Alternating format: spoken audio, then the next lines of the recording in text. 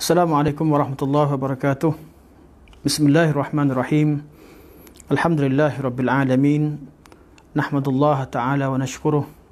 Wa nusalli wa nusallimu ala sayyidina Muhammadin alladhi ballagha risalah wa adda al-amanah wa nasaha al-ummah wa kashafa bihi al-ghummata bi'idhnillah hatta atahu al-yaqina wa ala alihi wa sahbihi ajma'in. Subhanaka la ilma lana illa ma 'allamtana innaka antal alimul hakim. Rabb shrah li sadri wa yassir li amri wahlul 'uqdatam min lisani yafqahu qawli. Amma ba'd.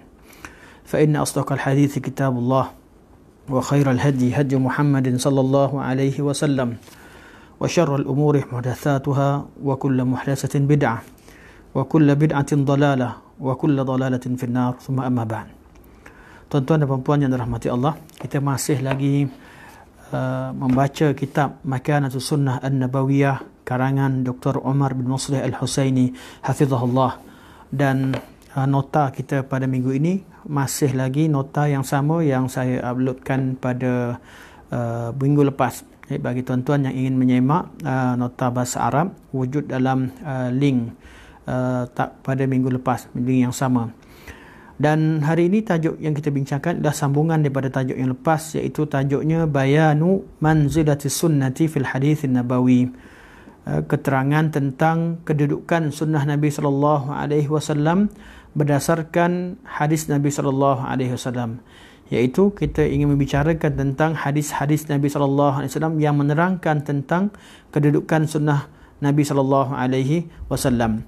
Dan kita dah bincangkan pada pertemuan yang lepas sumber-sumber ataupun kitab-kitab ulama yang membincangkan tentang kedudukan sunnah Nabi sallallahu alaihi wasallam. Pada pertemuan yang lepas kita dah bincangkan tentang kitab-kitab induk hadis yang mana kita telah katakan bahawa imam-imam hadis, Imam Bukhari, Al-Imam Abu Dawud, Imam Tirmizi, Ibn Najah, Ad-Darimi dan sebagainya menerangkan tentang kedudukan sunnah, dan mereka telah meletakkan bab beriktisam bil kitab wa sunnah, bab berpegang teguh dengan kitab dan sunnah dalam karangan-karangan mereka, dan terdapat ratusan hadis berkaitan dengannya dimasukkan dalam karangan mereka, iaitu hadis-hadis berkaitan dengan kedudukan sunnah Nabi sallallahu alaihi wasallam. Dan kita juga melihat dan kita bincangkan tentang selain daripada kitab-kitab hadis induk ataupun kitab-kitab sunan yang menerangkan tentang kedudukan sunnah Nabi sallallahu alaihi wasallam, bab ini juga dibincangkan dalam kutubus sunnah, kitab-kitab sunnah yang diartikan dengan kitab-kitab akidah pada peringkat awal, seperti mana kitab Al-Imam Al-Lalikai, Al-Imam Al-Ajuri dan sebagainya. Tuan-tuan boleh rujuk pada video kita yang lepas, iaitu kedudukan sunnah Nabi sallallahu alaihi wasallam dalam kutubus sunnah, iaitu dalam kitab-kitab akidah yang awal. Pada hari ini insya-Allah kita masuk pada kita sambung tajuk yang sama, namun kita lihat kepada sumber kitab yang menerangkan tentang kedudukan sunnah Nabi berdasarkan kepada kitab Adabur Riwayah, kitab yang tentang adab-adab meriwayatkan hadis dan adab-adab menuntut ilmu. Kata Syekh, wa kadzalika fi kutubi adab riwayati wa talab al-musnadah bayyanu fiha li talib al-ilmi makanat sunnah. Kata Syekh, begitu juga didapati bahawa kitab-kitab ar-riwayah dan kitab-kitab berkaitan dengan adab-adab menuntut ilmu diterangkan di dalamnya tentang kedudukan sunnah Nabi sallallahu alaihi wasallam dan kewajipan untuk berpegang teguh dengannya dan kaedah beristidlal dengannya. Okey, kita ambil contoh. Kata Syekh, fa fi kitab Jami' Bayanil Ilmi wa Fadlih, kitab dan dalam kitab Jami' Bayanil Ilmi wa Fadlih, ini nama kitab Jami' Bayanil Ilmi wa Fadlih li Hafiz al-Maghrib Abi Amr Yusuf Ibn Abdul Bar, ataupun nama ringkasannya, kitab ini ditulis oleh Ibnu Abdul Bar rahimahullah yang meninggal pada tahun 463. Beliau telah menyusun kitab beliau dalam beberapa bab. Antara bab yang disusun iaitu antaranya ialah babul haddi ala luzumi sunnati wal iqtisari alaiha, bab dorongan untuk melazimi sunnah Nabi sallallahu alaihi wasallam dan berpada dengannya.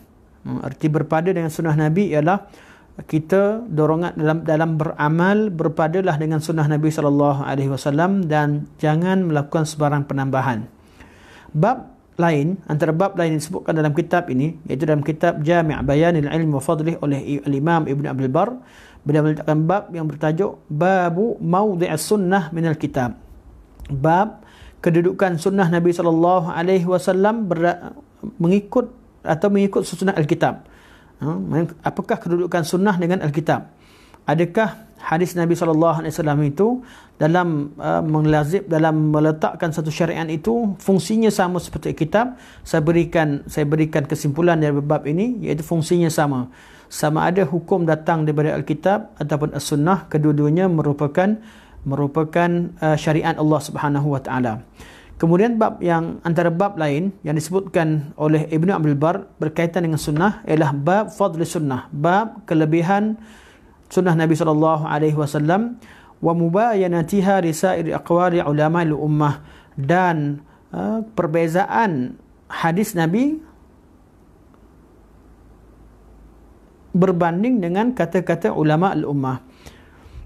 Dan kedudukan sunnah Nabi SAW, sunnah Nabi mengandungi segala kebaikan.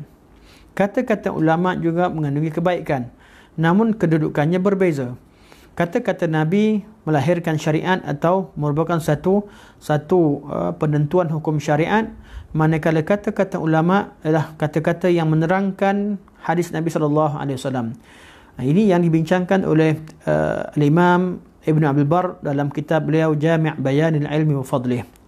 Kitab yang kedua yang menerangkan juga tentang kedudukan sunnah Nabi SAW ialah kitab Al-Faqih wal Mutafaqih. Kitab Al-Faqih wal Mutafaqih.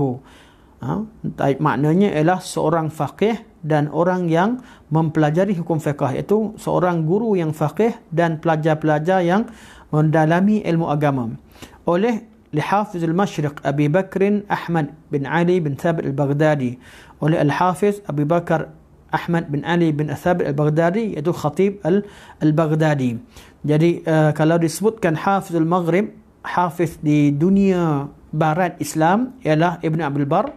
Hafiz Al-Mashriq, iaitu Hafiz di timur, iaitu Al-Imam Abu Bakar Al-Baghdadi atau Imam Khatib Al-Baghdadi. Kedua-dua ulama ini, untuk nota tuan-tuan dan puan-puan, Ibn Abdul Bar dan juga Al-Imam Khatib Al-Baghdadi, kedua-dua mereka meninggal pada tahun yang sama, iaitu pada tahun 463 Hijriah. Jadi seorang hafiz, seorang ulama besar hadis di dunia barat Islam dan seorang hafiz di dunia timur. Hafiz di dunia barat, di Maghribi, iaitu Ibn Abdul Bar, dan Hafiz di timur, iaitu Al-Khatib Al-Baghdadi rahimahullah. Al-Khatib Baghdadi juga menulis kitab yang menerangkan tentang kedudukan sunnah Nabi SAW, dan kitab itu secara umumnya menerangkan tentang adab menuntut ilmu yang sudah beri tajuk Al-Faqih wal Mutafaqih. Kitab Al-Faqih wal Mutafaqih, kitab seorang yang faqih, adab-adab seorang faqih dan adab-adab seorang yang mempelajari hukum fiqh atau pelajar. Dalam kitab ini beliau telah menyusun beberapa bab yang menerangkan tentang kedudukan sunnah Rasulullah SAW. Antara babnya ialah pertama, babu qawli fi sunani Rasulullah SAW allati laysa fiha nassun min kitabin hal sannaha biwahyin atau bighairi wahyin.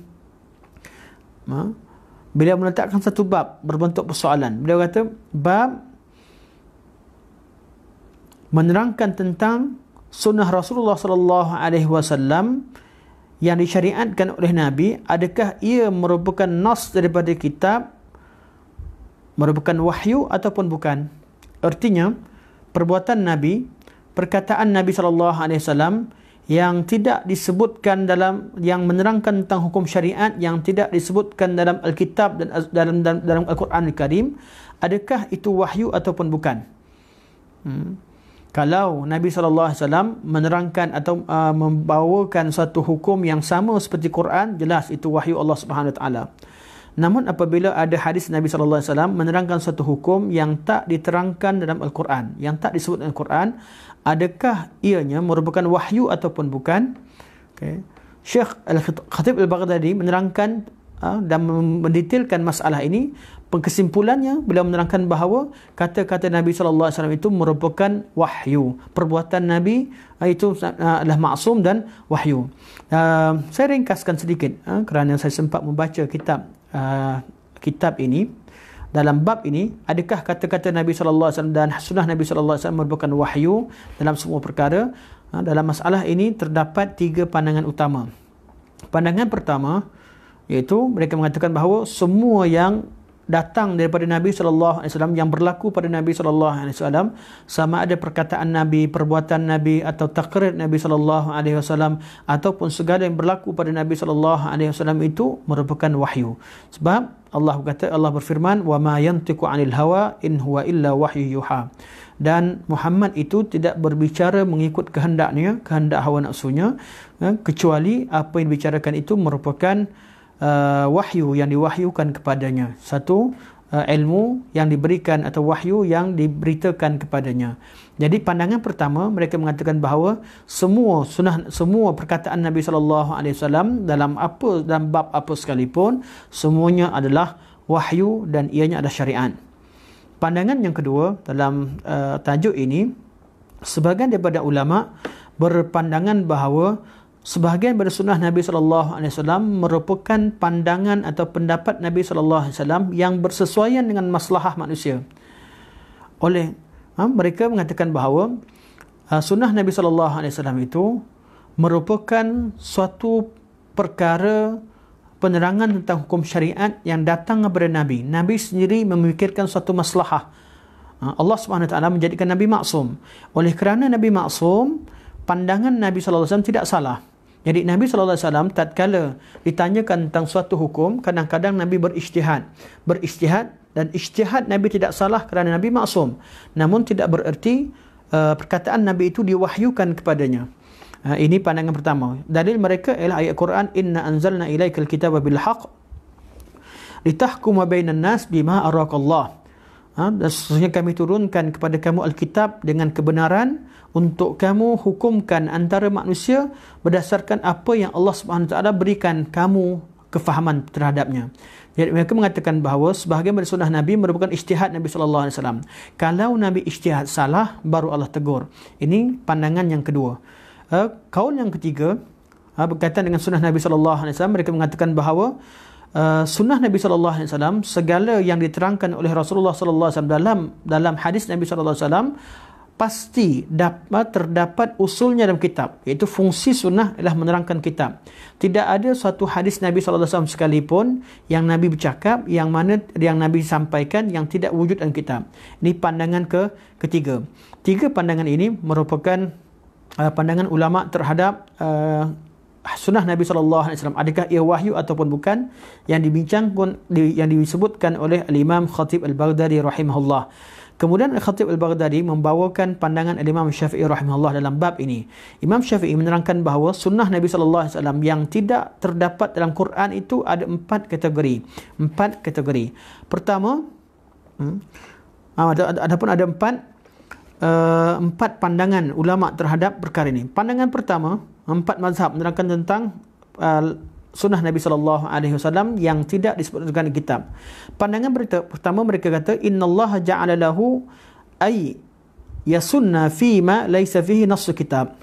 Allah Subhanahu wa taala menjadikan atau memberikan kelonggaran pada Nabi sallallahu alaihi wasallam, memberikan keizinan Nabi sallallahu alaihi wasallam untuk menentukan satu hukum yang dirasakan sesuai walaupun tidak terdapat dalam Alkitab.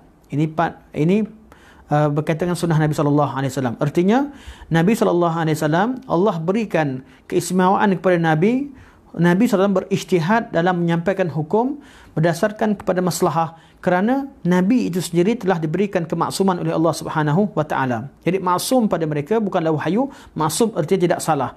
Ijtihad Nabi tidak salah. Ini pandangan pertama. Pandangan yang kedua, bahawasanya segala yang Nabi SAW sampaikan merupakan syarah terhadap isi kandungan kitab, seperti mana yang Khatib Baghdadi sebutkan tadi. Pandangan ketiga, segala sunnah Nabi SAW merupakan risalah daripada Allah, merupakan perkataan yang Allah Subhanahu Wa Taala sampaikan kepada Nabi, kemudian Nabi sampai kepada kita. Artinya wahyu secara total. Semua yang Nabi sebutkan wahyu, tidak ada ijtihad. Dan pandangan keempat ialah apa yang Nabi SAW sampaikan merupakan ilham daripada Allah Subhanahu Wa Taala, yang Allah sampaikan dalam hati Nabi, kemudian Nabi SAW sampai kepada kita. Yang ketiga tadi, Allah sampaikan perkataan kepada Nabi, kemudian Nabi sampaikan kepada kita. Yang keempat, Allah SWT berikan kefahaman, Allah campakkan kefahaman dalam hati Nabi untuk Nabi sampaikan kepada kita dengan bahasa Rasulullah SAW. Kesemua ni, keempat qaul dalam berkaitan dengan sunnah Nabi SAW yang tidak sunnah berkaitan dengan masalah-masalah yang tak disebutkan dalam Alkitab dan Sunnah, semuanya mereka sepakat. Walaupun ada 4 qaul dalam masalah ini, semua mereka sepakat mengatakan bahawa Nabi SAW wajib diikuti dan ditaati. Jadi dalam masalah sama ada hadis Nabi SAW itu merupakan perkataan Nabi sendiri, atau perkataan yang Allah wahyukan, ataupun kefahaman yang Allah berikan kepada Rasulullah, ataupun suatu ijtihad yang tidak salah. Ijtihad Nabi, iaitu Nabi usaha untuk sampaikan berdasarkan kefahaman Nabi, sampaikan, namun tidak salah kerana Nabi seorang maksum. Sama keempat keadaan ini mewajibkan umat Muhammad SAW mengikuti baginda SAW. Jadi Al-Khatib Baghdadi dalam kitab beliau membincangkan tentang masalah ini begitu detail. Iaitu antara babnya ialah bab tadi, bab sunnah-sunnah Nabi SAW dalam perkara yang tidak disebutkan dalam Al-Quran. Iaitu Nabi SAW sampaikan, menerangkan tentang hukum syarak. Hukum-hukum tersebut tidak disebutkan dalam Al-Quran. Apakah kedudukannya? Adakah ia merupakan wahyu ataupun bukan? Ini perbincangan dalam kitab Khatib Al-Baghdadi rahimahullah, dalam kitab Al-Faqih wal-Mutafaqih. Bab yang lain, beliau letakkan satu bab lagi berkaitan dengan zikrul khabari an Rasulillah sallallahu alaihi wasallam bi anna sunnatahu la tufariqu kitabillah azza wajal. Beliau menerangkan bahawa hadis-hadis yang menerangkan bahawa Rasulullah sallallahu alaihi wasallam dan sunnah, yang menerangkan bahawa sunnah Rasulullah sallallahu alaihi wasallam itu tidak pernah berpisah daripada Alkitab azza wajal. Artinya segala yang datang apabila kita menerima ayat Allah, menerima kitabullah, maka kita wajib menerima sunnah Rasulullah sallallahu alaihi wasallam. Dan bab ini kita dah baca pada pertemuan yang lepas, iaitu tidak ada ayat yang menyuruh kita ikut pada Alkitab kecuali diikuti dengan sunnah Nabi sallallahu alaihi wasallam. Tidak ada satu ayat yang suruh kita ikut kepada taat kepada Allah kecuali diikuti dengan ayat taat kepada Rasulullah sallallahu alaihi wasallam. Dan kitab yang ketiga dan berkaitan dengan tajuk ini ditulis oleh Imam Baihaqi rahimahullah, atau nama beliau Al-Hafiz Abu Bakr Ahmad bin Husain Al-Baihaqi yang meninggal pada tahun 458. Imam Baihaqi tulis satu kitab Al-Madkhal ila Sunan Al-Kubra. Madkhal iaitu muqaddimah, satu perakata muqaddimah kepada kitab Sunan Al-Kubra, iaitu muqaddimah terhadap kitab Sunan Kubra Imam Baihaqi. Dalam kitab ini Imam Baihaqi rahimahullah membawakan hadis-hadis yang menerangkan tentang kedudukan sunnah Rasulullah sallallahu alaihi wasallam. Antara tajuknya ialah yang dibincangkan dalam bab ini, bab al-hadithul ladzi lam yarid khilafuhu an Rasulillah sallallahu alaihi wasallam. Bab hadis-hadis yang datang daripada Nabi sallallahu alaihi wasallam dan jelas datang daripada Nabi sallallahu alaihi wasallam. Wa yalihi, dan bab yang kedua, bab ma yuzkar min dhammir ra'yi wa takallufil qiyasi fi mawdi'in nas. Ni bab yang kedua diterangkan oleh Imam Baihaqi rahimahullah, bab hinanya orang yang mengeluarkan pandangan dan bertakalluf, iaitu bersusah payah untuk melakukan qiyas sedangkan perkara itu mempunyai nas. Bila ada nas kitabullah, Allah dah beritahu satu perkara dengan jelas, iaitu nas. Nas ni maksudnya suatu berita yang jelas, tidak perlu lagi kepada qiyas, tidak perlu lagi penggunaan akal. Imam Baihaqi kata bab hinanya, bab kejian terhadap orang-orang yang menggunakan akal dan qiyasnya, menggunakan akal dan bersusah payah untuk melakukan qiyas dalam perkara yang telah disebutkan nas, iaitu perkara yang telah ditegaskan oleh Alkitab dan As-Sunnah. Jadi hina satu kehinaan ditimpakan kepada manusia apabila Allah Subhanahu Wa Taala telah memberitahu pada kita atau menerangkan satu hukum, kemudian manusia itu cuba mencari jalan untuk berselisih dengan apa yang Allah Subhanahu Wa Taala sampaikan itu dengan menggunakan kias mereka. Termasuk dalam bab akidah, dalam bab ibadah, dalam bab fiqh. Siapa sahaja yang menyelisihi kalamullah, menyelisihi kalam Rasulullah yang dinamakan sebagai nas dengan menggunakan kias. Ini tajuk yang dibincangkan oleh Imam Baihaqi rahimahullah.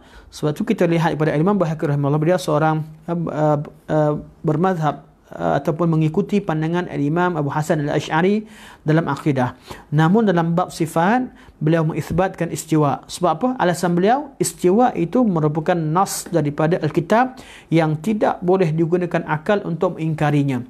Itu bab Allah Subhanahu Wa Taala beristiwa di atas arasy dan sebagainya. Tuan-tuan boleh rujuk tentang dalam semua kitab Al-Imam Baihaqi rahimahullah, beliau menegaskan perkara tersebut kerana beliau menulis satu bab berkaitan dengan tajuk, iaitu bab hinanya orang menggunakan akal dan bersusah payah mencari qiyas dalam meletakkan pandangan pada masalah yang telah wujud nas padanya.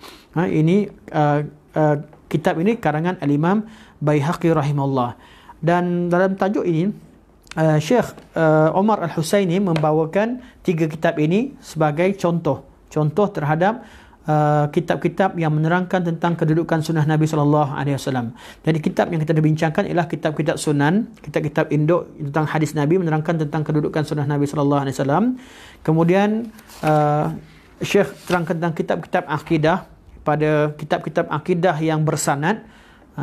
Dia sebutkan di sini beberapa buah kitab sebagai contoh, iaitu sebanyak 5 buah kitab yang menerangkan, atau 6 buah kitab yang menerangkan kedudukan sunnah Nabi SAW. Hari ini kita baca kitab-kitab adab riwayah, kitab-kitab adab menuntut ilmu yang menerangkan tentang kedudukan sunnah Nabi SAW. Kemudian saya berpindah pada kitab-kitab lain yang juga menerangkan tentang kedudukan sunnah Nabi SAW, ialah kitab Al-Mutaakhirun, kitab yang dikarang oleh ulama-ulama yang terkemudian. Siapakah Mutaakhirun? Bila bagi contoh pertama ialah Al-Imam Suyuti rahimahullah. Al-Imam Suyuti dalam bab ini dikira sebagai Mutaakhirun kerana beliau mengarang kitab yang khas yang mengumpulkan kata-kata ulama sebelumnya.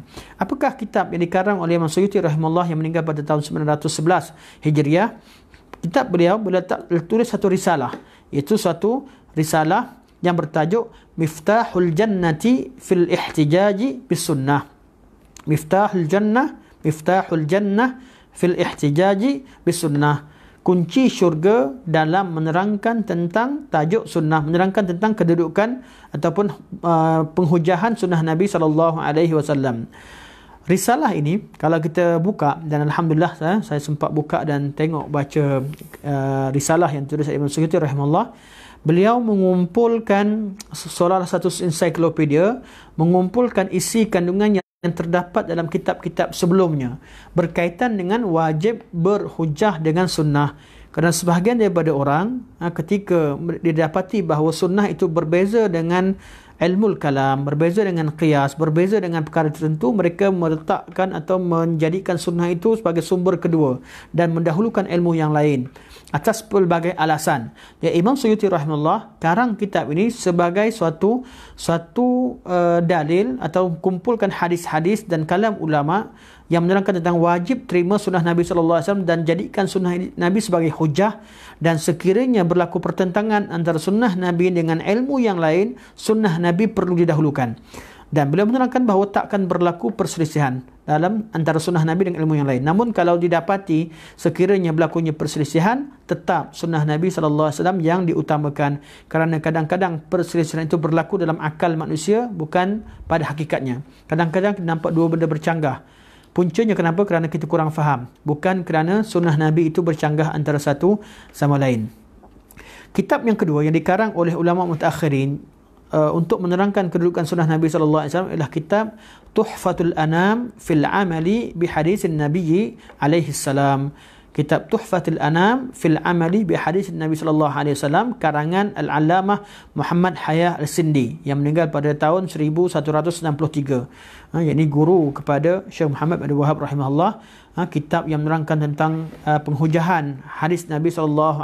Dalam kitab ini beliau kumpulkan ayat-ayat ayat Quran, hadis-hadis Nabi SAW dan kata-kata ulama salaf yang menerangkan tentang kedudukan sunnah Nabi SAW dan hukum ataupun kewajipan berpegang teguh dengannya. Dan beliau juga menerangkan tentang isi kandungan yang terdapat dalam kitab Ad-Darimi, Al-Baihaqi, malah kitab Imam Suyuti. Beliau kumpulkan pandangan ulama dan kitab-kitab usul fiqh dan pandangan beliau kumpulkan pandangan ulama-ulama fiqh. Saya keseluruhannya diletakkan sebuah kitab yang bertajuk Tuhfatul Anam fil Amali bi Hadis Nabi sallallahu alaihi wasallam. Jadi bagi siapa yang ingin mengajar tentang bab ini atau ingin berdebat dengan golongan anti hadis sebagainya, boleh rujuk pada kitab-kitab yang Syekh senaraikan di sini. Kitab ketiga yang Syekh senaraikan daripada kitab-kitab kemudian yang menerangkan tentang kedudukan sunnah Nabi sallallahu alaihi wasallam adalah kitab yang bertajuk Iqadhu Himami Ulil Absar lil Iqtida'i bi Sayyidil Muhajirin wal Ansar. Iqadhi Himami Ulil Absar.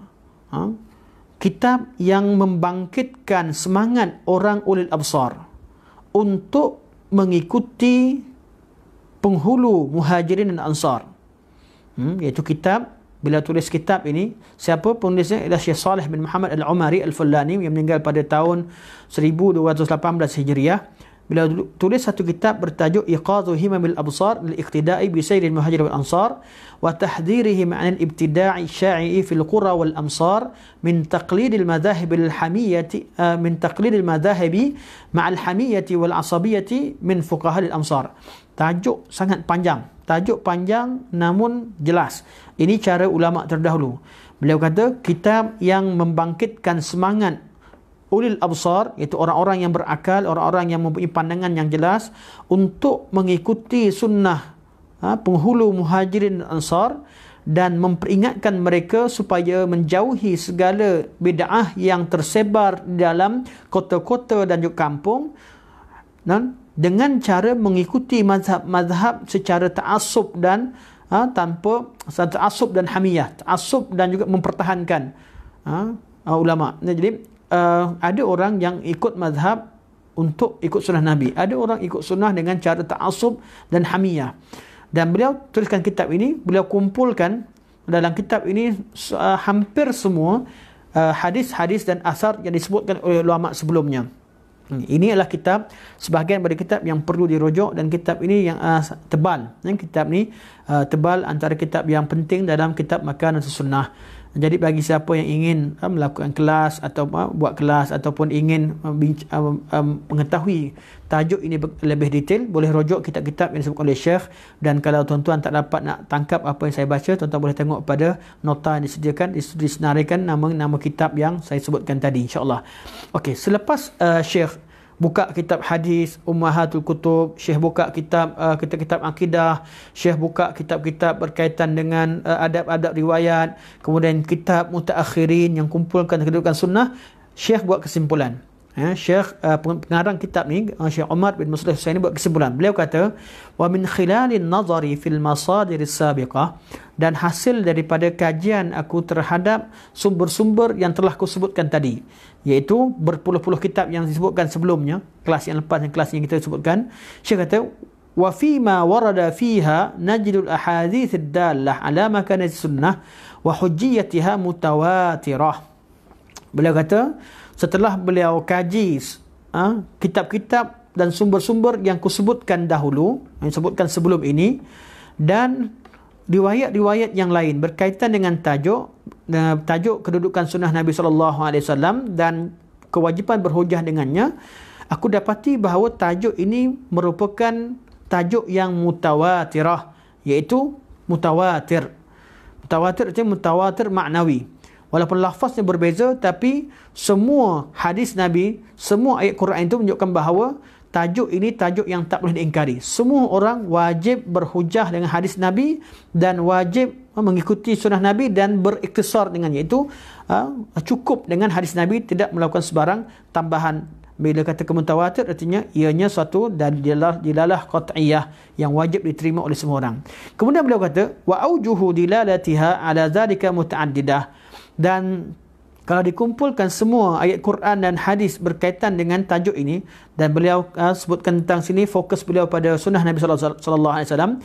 Bila kumpulkan hadis Nabi secara keseluruhannya berkaitan dengan kedudukan sunnah Nabi sallallahu alaihi wasallam, beliau dapati bahawa boleh dikategorikan kepada 5 tajuk utama. Jadi hadis ni, hadis yang banyak yang menerangkan kedudukan sunnah Nabi, boleh diklasifikasikan atau dikategorikan pada 5 kategori hadis. Pertama, ma dalla 'ala al-amri bi ta'ati rasuli wa tamassuki bi sunnatihi sallallahu alaihi wasallam. Kategori pertama ialah hadis-hadis yang menunjukkan bahawa wajib mentaati Rasulullah sallallahu alaihi wasallam dan wajib berpegang dengan sunnah. Iaitu ma dalla 'ala al-amri bi ta'ati rasul. Hadis-hadis yang menunjukkan bahawa arahan Allah kepada manusia supaya mentaati Rasulullah sallallahu alaihi wasallam. Jadi hadis yang banyak dikategorikan hadis yang mewajibkan, merupakan arahan untuk kita taat pada Rasul.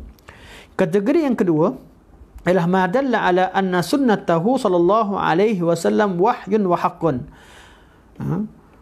Hadis kategori yang kedua ialah hadis-hadis yang menerangkan tentang bahawa sunnah Nabi SAW itu merupakan wahyu dan hak dan benar, yang mengandungi kebenaran.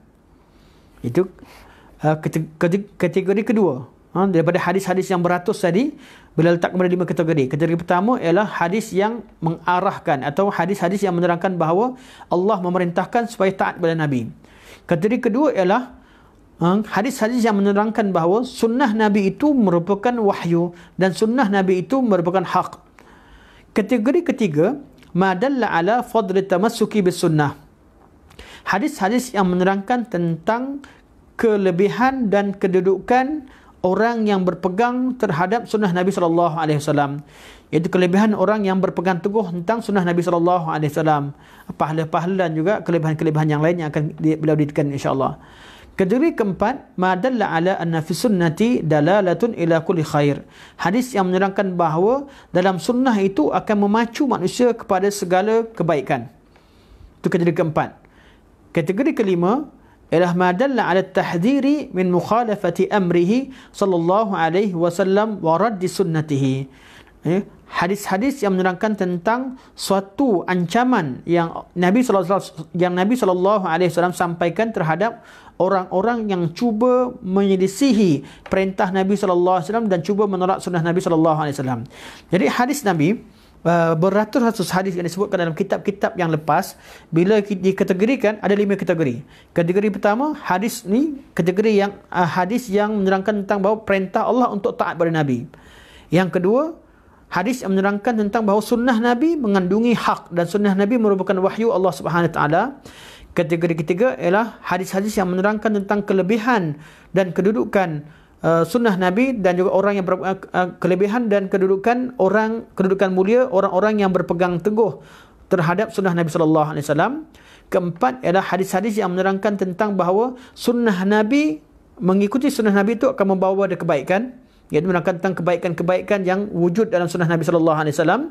Dan yang kelima ialah hadis menerangkan bahawa tentang bahaya atau ancaman terhadap orang-orang yang menyelisihi sunnah Nabi sallallahu alaihi wasallam. 5 kategori ini kita akan bacakan secara detail, iaitu Syekh bila dah bahagikan pada 5 kategori, Syekh akan bawakan hadis-hadis berkaitan sebagai perbincangan dan contoh. Beliau pilih hadis-hadis tertentu. Syekh kata, kategori pertama iaitu ayat Quran dan hadis yang menerangkan tentang kewajipan untuk mentaati Rasulullah sallallahu alaihi wasallam. Hadis pertama, an Abi Sa'id ibn Mu'alla radhiyallahu an, daripada Abu Sa'id ibn Mu'alla radhiyallahu an qala, beliau berkata, kuntu usalli famarra bi Rasulullah sallallahu alaihi wasallam fada'ani. Aku ingin tunaikan salat, kemudian Rasulullah sallallahu alaihi wasallam lalu. Kemudian Rasulullah panggilku. Falam atihi hatta sallaitu. Aku pun tidak pergi pada Nabi, aku teruskan solat sehingga selesai.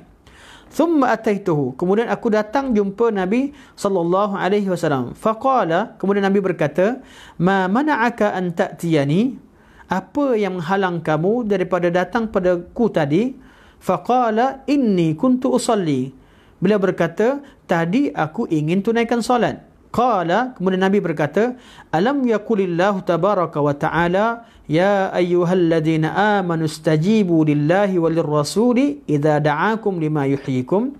Nabi berkata, bukankah Allah telah berfirman, wahai orang-orang yang beriman, sahutlah seruan Allah dan sahutlah seruan Rasulullah apabila baginda menyeru dan memanggil mereka terhadap perkara-perkara yang menghidupkan mereka, ya, perkara-perkara yang menghidupkan kehidupan mereka, yang memberikan keberkatan. Hadis ini, sahabat tadi nak solat, ikut pada logiknya, sahabat tadi solat dulu, pergi jumpa Nabi, itu perkara yang tidak salah. Namun Nabi menegur. Sebab apa? Bila seorang nak solat, sahabat nak solat, kemudian Nabi panggil, hendaklah didahulukan Rasulullah. Sebab Rasulullah tidak akan menunjukkan kita terhadap perkara yang mafdul, perkara yang tidak afdal. Jadi bila sahabat tadi sepatutnya, sahabat nak solat, kemudian bila Nabi panggil, sepatutnya sahabat tadi tinggalkan solat, maksud jangan solat dulu, jumpa Nabi dulu. Sepatutnya. Jadi hadis ini menunjukkan bahawa kedudukan sunnah Rasulullah sallallahu alaihi wasallam. Walaupun dalam keadaan beribadah pada Allah, bila diketahui bahawa sunnah Nabi sallallahu alaihi wasallam, Nabi seru pada satu perkara, hendaklah kita mendengar dan pergi kepada sunnah Nabi sallallahu alaihi wasallam sebelum kita melakukan perkara yang lain. Ini artinya itu merupakan suatu perintah untuk mentaati Rasulullah sallallahu alaihi wasallam. Ini hadis pertama. Hadis kedua yang menerangkan tentang perintah kewajipan berpegang teguh dan taat terhadap sunnah Rasulullah sallallahu alaihi wasallam ialah hadis Abu Hurairah radhiyallahu anhu, anna Nabiy sallallahu alaihi wasallam qaal, bahawa Nabi sallallahu alaihi wasallam bersabda, da'uni ma taraktukum fa inna ma ahlaka man kana qablakum kathratu su'alihim wa ikhtilafihim ala anbiya'ihim fa idza nahaitukum an shay'in fajtanibuhu wa idza amartukum bi shay'in fa'tu minhu mastata'tum. Nabi kata, hendaklah kalian ikuti apa yang kutinggalkan kepada kalian. Sesungguhnya umat-umat terdahulu mereka jadi binasa kerana mereka banyak bertanya terhadap sunnah Nabi sallallahu alaihi wasallam, terhadap soalan mereka banyak bertanya kepada Nabi mereka sesuatu perkara yang tidak perlu. Iaitu bila Nabi mereka dah suruh satu perkara difahami, kemudian mereka bertanya lagi. Kata Rasulullah SAW, apa yang kutinggalkan hendaklah kalian beramal dengannya, terima, dan jangan banyak bertanya kerana umat terdahulu banyak tanya sebelum beramal dengannya. Hadis Nabi untuk diikuti, untuk kita taat. Selepas kita taat, kemudian barulah kita cuba lihat dan mengkaji tentang hikmahnya. Kalau jumpa hikmah, itu satu nikmat Allah Subhanahu Wa Taala. Kalau kita tak tahu logik dan hikmahnya, tetap hadis Nabi dan juga perintah Nabi kita laksanakan. Fa idza nahaitukum an syai'in fajtanibuh. Ini perbincangannya. Nabi kata, apabila aku larang kamu daripada satu perkara, fajtanibuh, hendaklah kalian tinggalkan secara total. Bab larangan Nabi SAW hendaklah ditinggalkan secara mutlak. Wa idza amartukum bi syai'in, dan apabila aku arahkan kamu atau aku perintahkan kamu tentang satu perkara, fa'tu minhu mastata'tum, hendaklah kalian ikuti dan lakukan ikut kemampuan kalian. Itu selagi kalian mampu. Hadis ini menerangkan tentang dua keadaan. Pertama, larangan Nabi. Larangan Nabi kata tinggalkan secara mutlak. Kerana Nabi takkan larang suatu perkara yang tidak boleh ditinggalkan. Nabi larang suatu perkara yang mesti kita jauhi. Tidak ada satu larangan pun yang kita boleh katakan kita tinggalkan ikut kemampuan. Bila dikatakan bahawa kamu tinggalkanlah zina, ada orang kata, tak, saya akan tinggalkan secara kalau saya mampu. Tak. Bab larangan Nabi perlu tinggalkan secara keseluruhan. Apa yang haram, jangan dekati haram. Jauhi zina. Jauhi zina. Jauhi harta anak yatim. Jauhi segala syubhat. Jauhi segala syahwat. Bab larangan perlu tinggalkan dan jauhi daripadanya. Bab perintah, Nabi kata, buatlah ikut kemampuan kalian. Tentang melaksanakan ketaatan, dia berkaitan dengan kemampuan. Sebab Allah kata, la yukallifullahu nafsan illa wus'aha. Allah Subhanahu Wa Taala tidak akan memberatkan suatu hamba dengan suatu kewajipan kecuali apa yang mampu dilakukannya. Dalam bab perintah Allah, kita taat ikut kemampuan kita. Selagi kita mampu, Allah wajibkan pada kita. Kalau tak mampu, Allah akan berikan kelonggaran. Itu bab apa? Bab perintah. Ada kelonggaran sekiranya kita tak mampu. Tapi dalam bab larangan, wajib kita tinggalkan. Ya, hadis ini menerangkan tentang kedudukan sunnah Nabi itu wajib ditaati. Kerana kategori pertama ialah hadis-hadis yang menerangkan tentang kewajipan mentaati Rasulullah sallallahu alaihi wasallam. Itu hadis kedua. Hadis ketiga berkaitan dengan kategori ini adalah hadis Jabir bin Abdullah radhiyallahu anhuma. Qala, beliau berkata, Ja'atil malaikatu ilan Nabi sallallahu alaihi wasallam wa huwa naim. Jabir menceritakan bahawa malaikat telah datang kepada Nabi sallallahu alaihi wasallam, malaikat-malaikat, iaitu ramai malaikat, bukan seorang, datang kepada Nabi sallallahu alaihi wasallam wa huwa naim, dalam keadaan Nabi sedang tidur. Ni kisah, kisah Nabi sedang tidur, kemudian malaikat datang kepada Nabi, iaitu Nabi sallallahu alaihi wasallam mengetahui melalui mimpi. Faqalu, maka malaikat itu berkata, inna li sahibikum mathala fadribu lahu mathala. Sebahagian malaikat kata, sesungguhnya ada satu perumpamaan yang sesuai kepada sahabat kamu ini, iaitu Nabi SAW, kepada saudara kalian ini. Hendaklah kalian sampaikan perumpamaan tersebut. Jadi sebahagian malaikat datang dalam mimpi, Nabi nampak malaikat turun ramai-ramai dan malaikat bercerita sama sendiri. Malaikat cerita apa? Sesungguhnya dia ini, iaitu sahabat kalian ini, Muhammad sallallahu alaihi wasallam, ada satu permisalan dan perumpamaan yang sesuai untuknya. Maka hendaklah kalian ceritakan tentang perumpamaan tersebut. Faqala ba'duhum, maka ada malaikat yang jawab, innahu naim. Sesungguhnya beliau sedang tidur. Nabi sedang tidur. Wa qala ba'duhum, dan sebahagian malaikat lain berkata, ini semua perbualan antara malaikat yang Nabi lihat dalam mimpi. Malaikat yang lain menjawab, innal aina naimatun wal qalbu yaqdhan. Sesungguhnya mata beliau, iaitu mata Nabi sallallahu alaihi wasallam, sedang tidur dan manakala hati beliau sedang sedar. Dari hadis ini, hadis membuktikan bahawa Nabi sallallahu alaihi wasallam, mimpi Nabi semuanya benar, hak. Dan Rasul-Rasul antara sifat khusus, maknanya khisisah Nabi SAW, sifat-sifat khusus Nabi-Nabi, hati mereka tidak pernah leka. Walaupun mata mereka tidur, hati mereka hidup. Hati mereka sedar. Sebab tu mereka tidak pernah ditipu oleh syaitan. Syaitan tak akan mampu menggoda mereka kerana hati mereka sentiasa hidup. Ini merupakan khisisah ataupun urusan khas yang Allah Subhanahu berikan kepada Rasulullah sallallahu alaihi wasallam dan rasul-rasul yang lain. Bila nama khisisah, ianya takkan wujud pada makhluk yang lain. Kita sebagai manusia, alimlah macam mana sekalipun, kita hanya mampu ingat pada Allah ketika waktu kita sedar. Manakala waktu tidur, itu merupakan satu kerehatan, kita pun tidak ditaklifkan dengan sesuatu perkara. Mimpi kita mungkin betul, mungkin salah. Itu manusia biasa. Namun bagi Rasul-Rasul, mereka takkan salah. Sebab tu malaikat datang dalam mimpi ni, Jabir cerita tentang mimpi Nabi SAW. Malaikat datang ramai-ramai turun dan mereka berborak sama sendiri. Malaikat kumpulan pertama berkata, wahai, sesungguhnya ada perumpamaan yang sangat sesuai untuk diumpamakan sahabat kamu ini, iaitu diumpamakan tentang kedudukan Muhammad sallallahu alaihi wasallam. Malaikat lain jawab, kan dia sedang tidur, innahu naim, dia sedang tidur. Malaikat tadi jawab lagi, walaupun matanya tidur tapi hatinya itu sedar. Faqalu, maka malaikat yang kumpulan sebagai malaikat berkata, mathaluhu mathalu rajulin banadaran wa ja'ala fihi ma'dabatan wa ba'atha da'iyan faman ajaba ad-da'i dakhala ad-dar wa man akala min al-ma'dabah wa man lam yajib ad-da'i lam yudkhil ad-dar wa lam ya'kul min ad-dabbah min al-ma'dabah. Malaikat berkata, perumpamaan beliau, iaitu Rasulullah sallallahu alaihi wasallam, seperti keadaan suatu rumah dibina.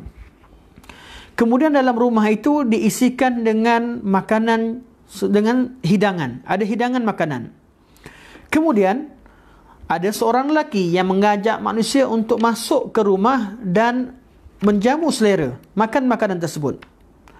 Ada di kalangan manusia yang terima ajakan itu dan mereka masuk ke rumah dan mereka makan makanan tersebut. Artinya perumpamaan, permisalan yang disebutkan malaikat tadi. Okay, keadaan Rasulullah seperti keadaan ada rumah yang sedang dibina, disiapkan. Kemudian dalam rumah itu diletakkan hidangan makanan. Kemudian ada seorang lelaki yang pergi mengajak manusia untuk makan. Sebahagian daripada manusia yang datang masuk ke rumah dan makan, dan sebahagiannya menolak. Okay. Qalu, malaikat lain berkata, awwiluha lahu yafqahha. Tolong berikan makna takwilannya supaya dia faham tentang perumpamaan ini. Malaikat kumpulan ni kata perumpamaan Nabi seperti keadaan tadi. Yang malaikat yang tanya tadi berikan arahan lagi ataupun minta lagi. Permintaan mereka ialah cuba terangkan tentang takwilan ataupun maksud perumpamaan ini. Qala ba'duhum. Jadi malaikat yang sebut perumpamaan tadi berkata, sebahagian malaikat berkata, innahu naim. Dia sedang tidur. Wa qala ba'duhum, malaikat lain berkata, innal 'aina na'imah wal qalbu yaqzan. Matanya tidur tapi hatinya hidup. Faqalu, maka mereka menjawab, ad-daru al-jannah. Rumah itu bagaikan syurga. Wad-da'i Muhammad. Dan orang yang mengajak manusia ke dalam rumah untuk makan hidangan itu adalah Muhammad sallallahu alaihi wasallam. Faman ata'a Muhammadan faqad ata'a Allah. Barang siapa yang taat pada Muhammad, maka dia telah taat kepada Allah Subhanahu wa taala.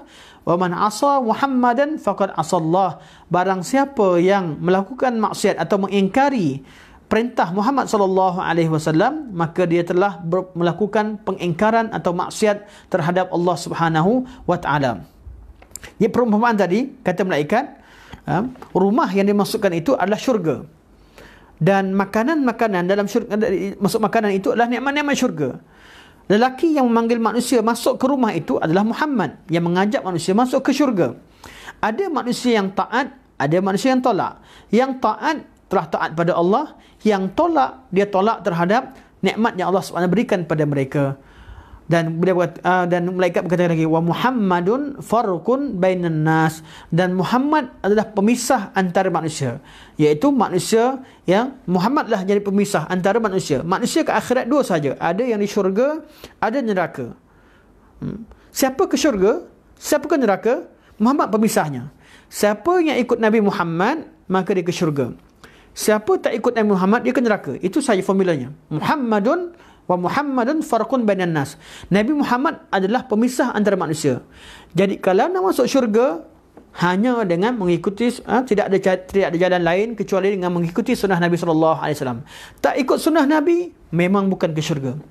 Hadis ini menerangkan tentang kedudukan sunnah Nabi SAW. Dan sunnah Nabi itu perkara yang wajib ditaati, kerana dalam hadis ini dalam hadis ini disebutkan bahawa siapa yang taat kepada Muhammad, taat kepada Rasulullah, maka dia telah taat kepada Allah. Dan siapa yang tidak taat kepada Muhammad, maka dia telah buat maksiat terhadap Allah Subhanahu wa taala. Hadis ini antara hadis yang kuat untuk menolak golongan anti hadis ataupun golongan yang beralasan dalam menerima dalam berhujah dengan hadis Rasulullah sallallahu alaihi wasallam. Hadis ketiga dalam tajuk yang sama, iaitu dalam kategori yang sama, iaitu hadis-hadis yang menerangkan tentang kewajipan mentaati Rasulullah sallallahu alaihi wasallam, ialah hadis Al-Irbad bin Sariyah. Ini hadis yang terkenal. Qala wa'azana Rasulullah sallallahu alaihi wasallam mau'izatan wajidat minha al-qulub wa zarifat minha al-uyun faqulna ya Rasulullah ka'annaha mau'izatun muwaddi'u fa'awsina qala usikum bitaqwallahi was-sam'i wat-ta'ah wa in ta'ammara 'alaykum 'abdun fa innahu may يعش بعدي منكم فسيرى اختلافا كثيرا فعليكم بسنتي وسنة الخلفاء الراشدين المهديين عضوا عليها بالنواجذ وإياكم ومحدثات الأمور فإن كل محدثة ضلالة. Hadis riwayat Abu Dawud, Tirmizi, Ibn Majah dan Ahmad. Hadis ini menerangkan bahawa suatu ketika, saya maknakan sekali imbas kerana faktor masa, dan hadis juga hadis terkenal. Saya berikan makna secara ringkas. Pada suatu ketika Rasulullah sallallahu alaihi wasallam memberikan peringatan kepada kami, iaitu Nabi berkhutbah memberikan peringatan, iaitu ketika di Hajjatul Wida. Peringatan yang menyebabkan hati bergetar, dan peringatan yang menyebabkan mata-mata mengalirkan airnya, iaitu peringatan yang sedih dan peringatan yang menggerunkan. Kemudian Nabi berkata, kemudian kami berkata, ya Rasulullah, sesungguhnya peringatan kali ini seperti peringatan orang yang akan meninggalkan dan memberikan suatu wasiat. Nabi berkata, aku wasiatkan kepada kalian, takwalah kalian kepada Allah dan dengarlah kepada dan hendaklah kalian melazimi sifat dengar dan taat kepada pemimpin-pemimpin kamu, pemimpin beriman, walaupun yang memimpin kamu itu seorang hamba. Sesungguhnya barang siapa yang hidup selepasku ini, yang diberikan umur panjang dan hidup selepasku, dia akan melihat berlaku pelbagai perselisihan di kalangan umat. Maka hendaklah kalian berpegang teguh terhadap sunnahku dan sunnah orang-orang yang mengikutiku, iaitu Khulafa' Ar-Rashidin Al-Mahdiyin. Sunnah Khulafa' Rashidin Al-Mahdiyin, itu orang-orang yang ikut Nabi SAW yang dinamakan sebagai Khulafa' Rashidin Al-Mahdiyin. Addu 'alaiha bin nawajis, gigitlah dengan gigi geraham kalian.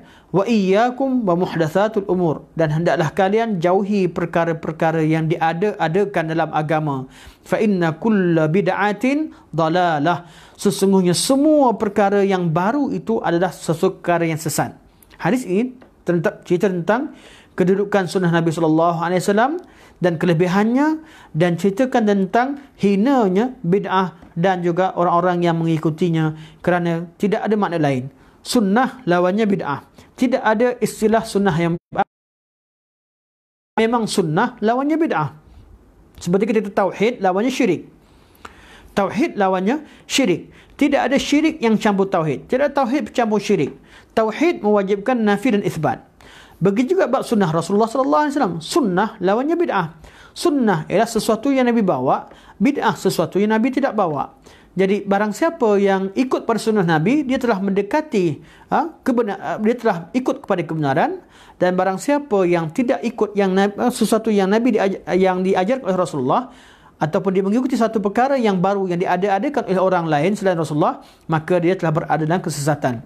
Ini secara ringkas, dan hadis ini saya tidak syarahkan yang panjang. Hadis ini maknanya jelas dan saya yakin tuan-tuan dan puan-puan sering mendengarnya.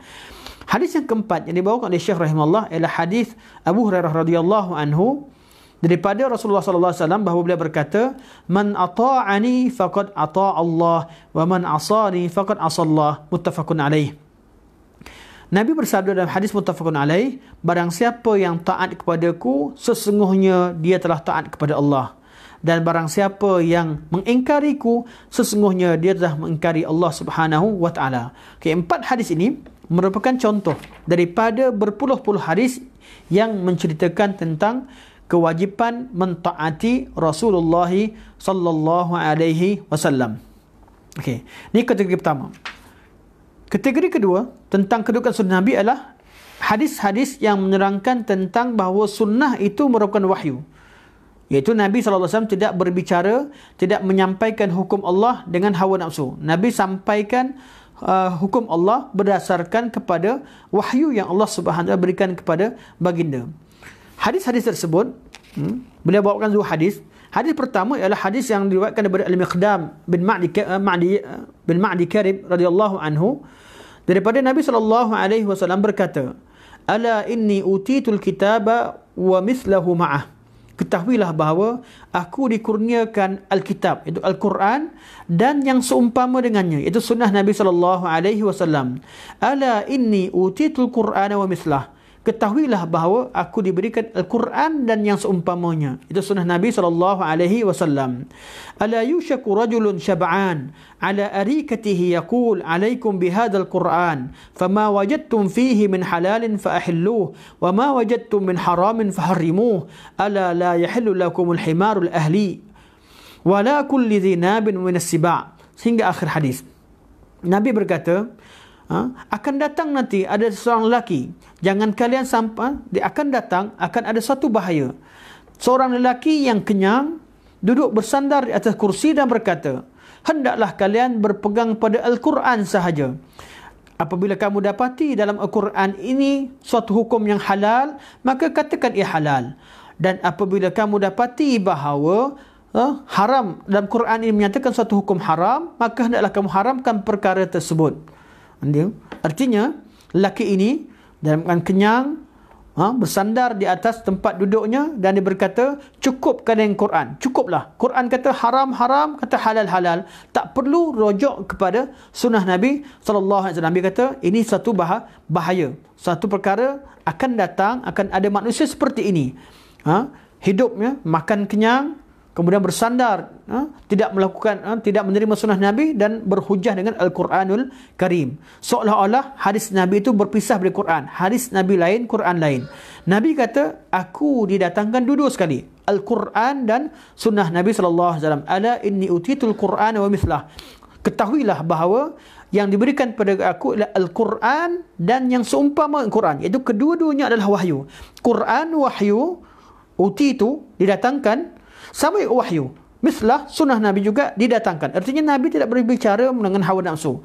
Segala perkara yang Nabi sampaikan berkaitan agama, sama ada berbentuk Al-Quran atau berbentuk sunnah Nabi, semuanya wahyu.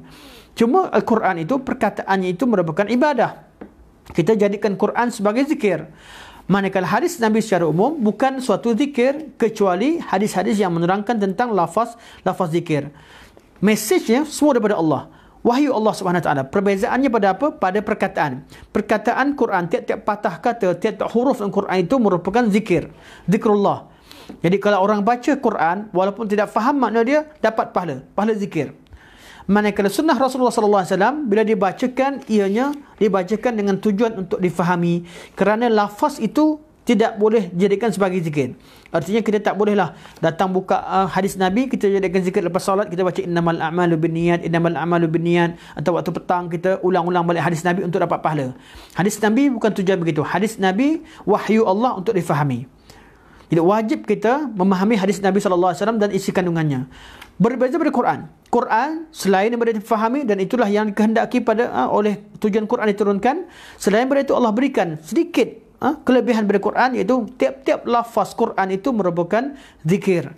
Dan bila dibacakan, walaupun orang awam tidak faham makna Quran, dia baca Bismillahirrahmanirrahim, Alhamdulillahirrabbilalamin, dan dia tidak memahami sedikit pun makna Quran tersebut, dia tetap dikira melakukan ibadah dan tetap dikira dia telah berzikir kepada Allah Subhanahu Wa Taala, kerana itulah Quranul Karim. Itu beza Quran dengan hadis. Quran lafaznya zikir, hadis Nabi lafaznya bukan zikir, dia adalah zikir umum. Zikir umum artinya lafaz bukan zikir, namun kebaikan yang ada pada itu yang menjadikan dia sebagai ibadah. Okey. Itu hadis pertama. Hadis pertama berkaitan dengan apa? Nabi kata, jangan sampai ada orang yang terima Quran dan tolak hadis. Sedangkan aku diberikan Al-Quran dan yang seumpama dengannya, itu sunnah Nabi SAW. Apa yang diajarkan kepada Nabi itu ada dua. Satu Quran, yang lain adalah, satu lagi adalah sunnah Rasulullah SAW.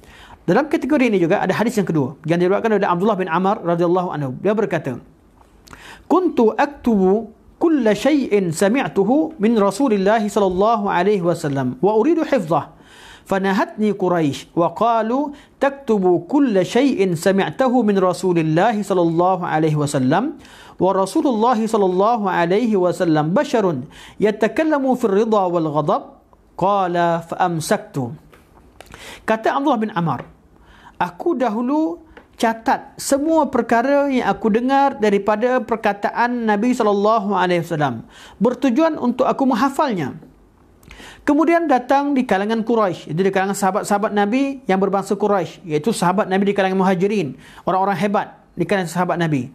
Kerana kita tahu Abdullah bin Amr kanak-kanak, kemudian datang Quraisy di kalangan sahabat Nabi yang besar-besar, mungkin di kalangan sahabat-sahabat yang Muhajirin yang hebat-hebat.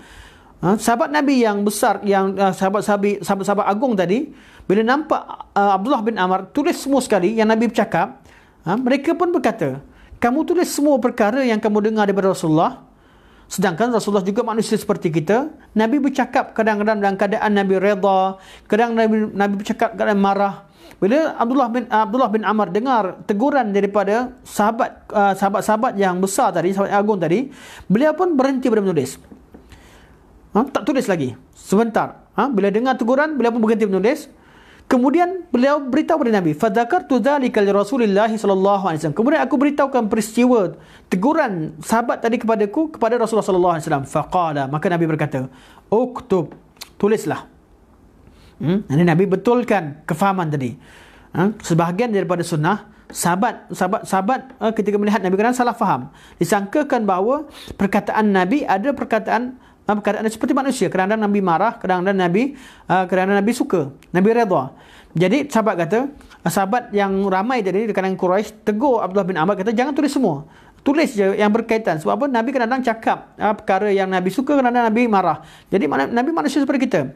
Bila perkara ini diadukan kepada Rasulullah, atau diberitahukan kepada Rasulullah SAW, Nabi berkata, uktub, tulislah wahai Abdullah bin Amr. Fawalladhi nafsi biyadihi, demi yang jiwaku berada di tangannya, ma kharaja minhu illa haqqun, tidak ada satu patah perkataan yang keluar daripada ini kecuali kebenaran. Wa asyara biyadihi ila famihi, Nabi pun tunjukkan jarinya, tunjukkan tangannya ke arah mulutnya. Nabi kata tidak ada yang keluar daripada ini kecuali hak. Artinya apa? Tidak ada perkataan yang Nabi SAW sampaikan berkaitan dengan agama Allah kecuali hak, kecuali kebenaran. Jadi hadis menunjukkan bahawa apa yang disebutkan oleh Nabi, sunnah-sunnah Nabi SAW, yang apa saja yang Nabi terangkan, apa yang Nabi perkatakan, semuanya merupakan kebenaran, semuanya adalah wahyu. Hadis ini menunjukkan bahawa catatan hadis Nabi SAW, penulisan hadis Nabi telah bermula sejak pada zaman Nabi SAW. Tuan-tuan, bila kita belajar tentang sunnah, kita akan jumpa orientalis kata apa? Tak boleh terima sunnah Nabi, sebab sunnah Nabi baru ditulis kemudian. Hadis ini menolak. Riwayat ini memberitahu pada kita bahawa sunnah Nabi telah dicatat sejak daripada zaman Nabi SAW hidup. Cuma yang Nabi larang ialah orang yang mencatatkan hadis Nabi berkaitan dengan Quran bercampur dengan Quran Al-Karim. Sebab itu Nabi larang. Namun bagi orang yang catat Quran secara tersendiri, hadis yang tersendiri, sehingga tidak bercampur antara Quran dengan hadis, maka ianya dibenarkan oleh Rasulullah SAW. Di hadis ini menunjukkan bahawa perkataan Nabi, apa sahaja Nabi sampaikan merupakan wahyu, bukan datang daripada hawa nafsu. Ini kategori kedua. Kategori kedua ini, hadis pertama, hadis kedua mewakili hadis-hadis yang lain, kerana beliau Syekh hanya menyebutkan contoh. Kategori ketiga daripada hadis-hadis yang menerangkan tentang kedudukan sunnah ialah hadis-hadis yang menerangkan tentang kelebihan berpegang teguh dengan sunnah. Ma dalla ala fadl tamassuki bisunnah. Hadis-hadis yang menerangkan tentang kelebihan bertamassuk, iaitu berpegang teguh dengan sunnah Nabi SAW.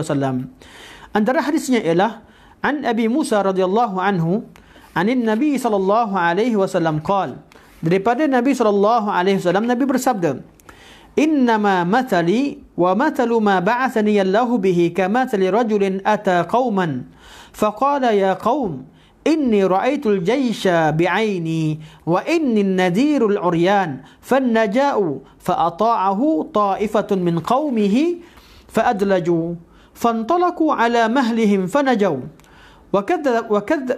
وكذبت طائفة من قومه فأصبحوا في مكانهم فصبحهم الجيش فأهلكهم واجتاحهم فذلك مثل من أطاعني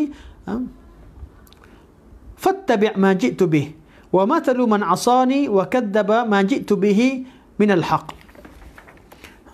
Nabi berkata dalam hadis ini, Nabi bersabda, Nabi kata, sesungguhnya perumpamaanku dan perumpamaan apa yang ku bawa tentang ajaran yang Allah Subhanahu wa taala wakilkan padaku untuk sampaikan kepada kalian, seperti seorang lelaki yang pergi kepada kaumnya dan dia berkata, wahai kaumku, sesungguhnya aku melihat ada bala tentera yang besar dengan mataku.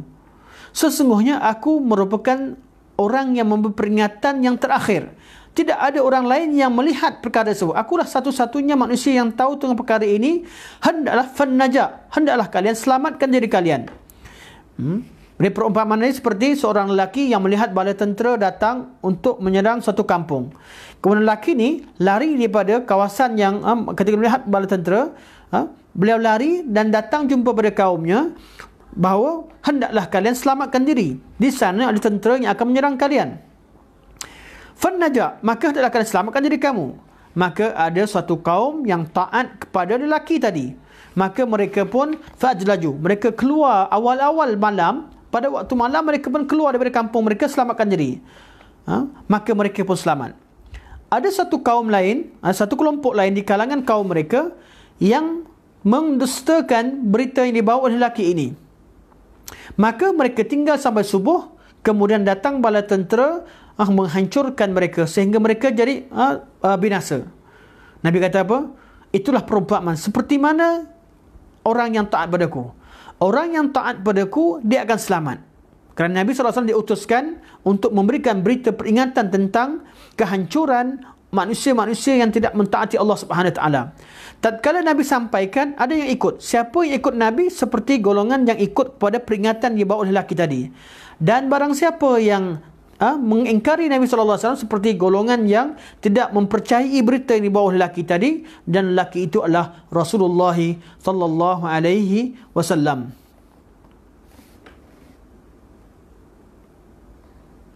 Ini hadis permisalan. Hadis yang kedua berkaitan dengan tajuk yang sama, iaitu tajuk kategori berkaitan dengan kelebihan berpegang dengan sunnah Nabi SAW. Tadi dapat keselamatan. Hadis yang kedua, hadis Abu Hurairah radhiyallahu anhu, beliau mendengar Nabi SAW bersabda, "Innama mathali wa mathalun nasi kamathli rajulin istauqada naran." Saya terus bacakan maknanya kerana faktor masa, kita akan tamatkan insya-Allah dalam masa 5 minit ataupun 6 minit daripada sekarang. Perumpamaan Nabi seperti perumpamaan seorang lelaki yang ada api menyala di depannya. Kemudian api tadi menyinari kawasan keliling. Mana api yang menyala, dinyalakan api, kemudian api tadi menyebabkan kawasan jadi terang. Maka datanglah kekatu-kekatu ingin mendekati api tersebut, ingin mencampakkan dirinya kepada api. Ada lelaki yang cuba menghalang, selamatkan kekatu daripada mendekati api. Namun kekatu itu tetap terus ingin terjun pada api. Nabi kata, lelaki yang cuba halang kalian daripada dekati api itu adalah aku. Itu aku, jauhkan kalian supaya jangan kalian mendekati api neraka. Sedangkan ada di kalangan mereka yang ikut, ada sebahagian daripada mereka yang tetap terus ingin pergi kepada api neraka Allah Subhanahu Wa Taala. Ini secara ringkas. Makna dengan saya tidak bawakan hadis secara sempurna, tapi maknanya secara ringkas. Hadis yang hadis yang ketiga yang bawa oleh Syekh adalah hadis an Abi Hurairah radhiyallahu anhu anna Rasulullah sallallahu alaihi wasallam qala kullu ummati yadkhuluna al-jannah illa man aba. Qalu ya Rasulullah wa man ya'ba? Qala sallallahu alaihi wasallam man ata'ani dakhala al-jannah wa man asani faqad aba. Nabi kata semua umatku akan masuk syurga kecuali orang yang enggan. Sahabat berkata, siapa yang enggan ya Rasulullah? Nabi kata, siapa yang taat padaku, dia akan masuk syurga. Siapa tak taat, dia adalah orang yang engkar. Artinya hadis ni, semua orang nak masuk syurga. Semua orang nak masuk syurga. Tapi Nabi kata memang syurga, semua akan masuk syurga kecuali orang enggan. Jadi sahabat bertanya, ada ke orang yang tak nak masuk syurga? Nabi kata, kalau dia nak masuk syurga, dia akan taat padaku. Kalau dia buat maksiat, dia tak taat, artinya dia tak nak masuk syurga. Macam kita kata pada pelajar kita, semua, insya-Allah semua akan lulus. Semua akan lulus asalkan kalian baca. Siapa baca apa yang saya ajarkan, nota yang saya sampaikan, kalian akan lulus. Siapa tak baca, artinya dia tak nak lulus. Artinya apa? Dalam bab sunnah Nabi sallallahu alaihi wasallam, dalam bab syurga neraka, bukan Allah cerita tentang kehendak. Bukan Nabi nak ajarkan nak cerita tentang kehendak. Kalau kehendak, semua orang nak masuk syurga dan semua orang tak nak masuk neraka. Tapi penentu kepada kehendak tadi betul atau tidak, orang yang betul-betul masuk syurga, dia akan beramal taat kepada Nabi. Dan kalau dia tak nak amal dan taat kepada sunnah Nabi sallallahu alaihi wasallam, berartinya dia enggan masuk syurga. Kerana hakikat tauhid itu merupakan ibadah, ataupun ibadah merupakan hakikat tauhid. Bukan berarti tauhid itu kita hanya duduk menyandarkan diri dan juga tidak melakukan amalan. Bila kita tauhidkan Allah, kita ingin beribadah pada Allah, maka hendaklah kita ikuti dengan perbuatan.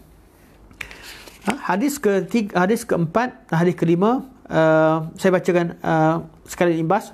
Hadis Abdullah bin Amr bin As radhiyallahu anhuma, beliau bersabda bahawa Nabi sallallahu alaihi wasallam bersabda, "Likulli amalin syarrah wa likulli syarratin fatrah, faman kanat fatratuhu ila sunnati faqad aflah, wa man kanat fatratuhu ila ghairi dzalika faqad halak, wa man kanat fatratuhu ila ghairi dzalika faqad halak." Nabi kata, tiap-tiap amalan manusia itu ada waktu segar, ada waktu lemah. Tiap-tiap orang ada masa dia semangat untuk beramal, ada masa dia rasa lemah. Kita ada masa semangat kita bangun qiyamul lail, ada hari kita malas, ada hari kita semangat untuk bersedekah, ada hari kita rasa sayang dengan harta, ada hari kita suka berpuasa, ada hari kita rasa berat untuk berpuasa. Itu sifat manusia. Tiap-tiap amalan, Nabi kata, ada waktu kita semangat, ada waktu kita lemah. Nabi kata, faman kanat fatratahu ila sunnati faqad aflah. Barang siapa pada waktu lemahnya tidak pada waktu dia lemah, waktu dia hebat beramal, itu terbaik. Mana kata pada waktu dia lemah, dia tidak terkeluar pada sunnah Nabi. Waktunya kalau kita tak puasa, kita pun tak lakukan maksiat. Kita tak rajin untuk qiyamul lail, kita juga tidak melakukan perkara maksiat. Maksudnya, walaupun kita tak rajin, masa kita lemah, masih lagi mentaati Allah Subhanahu Wa Taala dengan tidak melakukan maksiat. Paling kurang, kita kurang beramal. Kita tak sampai buat maksiat. Ada waktu kita semangat bekerja, semangat beramal, itu waktu terbaik. Ada masanya kita lemah, kita penat. Jadi kita tidak semangat untuk buat amal ibadat, namun masih lagi terjaga syariat. Nabi kata, barang siapa keadaan begitu, dia akan berjaya. Sebab takkan ada orang yang mampu beramal dan tak pernah penat. Semua orang beramal. Kita zikir sekalipun, kita baca Quran sekalipun, ada masa kita penat. Bila masa penat tadi, tidak berarti bila berhenti baca Quran, kita buat maksiat, kita tumpat orang, tidak. Bila kita berhenti Quran, kita diam, kita rehat, kemudian kita beramal lagi. Ada masa kita kuat beramal, ada masa kita tidak kuat. Bila masa tidak kuat, jangan sampai kita buat maksiat. Nabi kata, kalau keadaan manusia begini, faqad aflah. Dia adalah orang yang berjaya. Orang yang mencapai kejayaan. Dan barang siapa yang waktu lemahnya, dia buat maksiat kepada Allah Subhanahu Wa Taala, dia telah menuju ke kebinasaan. Ada orang, dia bila tak rajin beramal ibadat, dia mula pergi buat maksiat. Ini sifat orang yang akan binasa. Jadi manusia, dalam orang beriman, sama ada dia rajin beramal ataupun dia lemah. Ada masa dia lemah dan dia tak semangat. Waktu dia lemah, tidak semangat, dia tidak melakukan maksiat kepada Allah Subhanahu Wa Taala dan dia berehat semata-mata untuk kumpulkan tenaga untuk beramal pada waktu kemudian. Ini hadis Abdullah bin Amr al-As radhiyallahu anhu. Hadis yang lain, hadis yang keempat, yang dibawa oleh Syekh dalam bab kategori kelebihan ikut sunnah Nabi. Sebab hadis tadi sunnah Nabi kat mana? Sunnah Nabi sendiri ada masa Nabi beramal, ada masa Nabi berehat. Jadi kita ikut sunnah Nabi, ada masa kita semangat beramal, ada masa kita berehat, dan sunnah Nabi itu sempurna. Okey, yang keempat, hadis keempat adalah hadis Abu Hurairah radhiyallahu anhu, bahawa Rasulullah sallallahu alaihi wasallam bersabda, inni taraktu fikum syai'aini lam tadillu ba'dahuma kitabullah wa sunnati wa la yatafarraqa hatta yarida alayhi al-haud. Nabi kata, sesungguhnya aku tinggalkan pada kalian dua perkara, kalian takkan sesat selama-lamanya, iaitu kitabullah dan sunnahku. Dan kedua perkara ini tidak akan berpisah. Artinya sampai hari kiamat, berpeganglah pada kitabullah, sunnah Rasulullah, kalian takkan sesat. Sampai bila-bila? Sampai hari kiamat.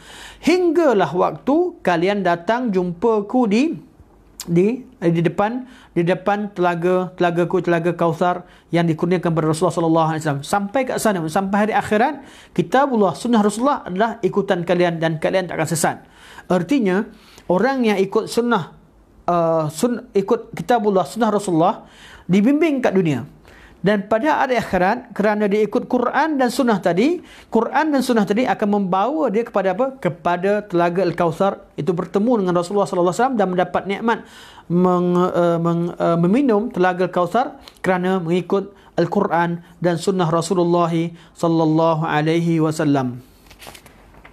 InsyaAllah pada pertemuan akan datang kita masuk pada kategori keempat, kelima, kemudian kita ambil kesimpulan tentang tajuk kedudukan sunnah Nabi sallallahu alaihi wasallam dalam hadis itu sendiri. InsyaAllah saya akan tuan-tuan, kalau ada soalan, tuan-tuan boleh tunjukkan. Saya minta maaf, kadang-kadang saya tak dapat membaca. Saya pun tak pasti kenapa saya tak dapat nak baca komen.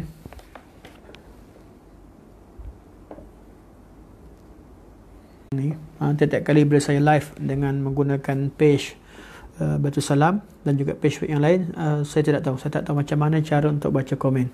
Dan saya mohon maaf kerana tak dapat nak baca komen tuan-tuan dan puan-puan. InsyaAllah saya akan baca dan saya beri respon semula. Pada minggu lepas saya pun saya ada catatkan, tapi saya lupa apakah komen tuan-tuan. Saya akan kumpulkan, saya akan beri respon pada kelas akan datang insyaAllah.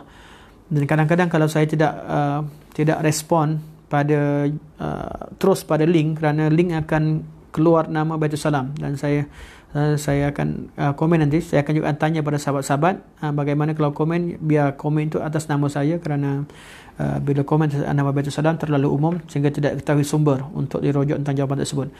Saya mohon maaf banyak-banyak. InsyaAllah semoga Allah SWT jadikan pertemuan kita pada malam ini pertemuan yang manfaat, dan diharapkan tuan-tuan dan puan-puan yang berada di rumah ketika ini dipayungi oleh Allah, dipayungi oleh malaikat Allah Subhanahu Wa Taala dan mendapat rahmat Allah Subhanahu Wa Taala. Diharapkan walaupun kita belum lagi dapat hadir dalam kelas secara live, secara di satu tempat, diharapkan Allah Subhanahu Wa Taala tetap memberikan kelebihan-kelebihan hadir dalam majlis ilmu sebagaimana kita hadir walaupun dalam keadaan di alam maya ini. Kerana tuan-tuan duduk dan mendengar majlis ilmu ini, semoga Allah Subhanahu Wa Taala berikan semua kelebihan-kelebihan kehadiran majlis ilmu, kerana inilah dia ketaatan yang mampu kita lakukan. Bila Nabi perintahkan satu perkara, hendaklah kita taat ikut kemampuan. Sekadar ini. Wassallallahu alaihi wasallam Muhammad wa ala alihi wa sahbihi wa baraka wa sallam. Wassalamualaikum warahmatullahi wabarakatuh.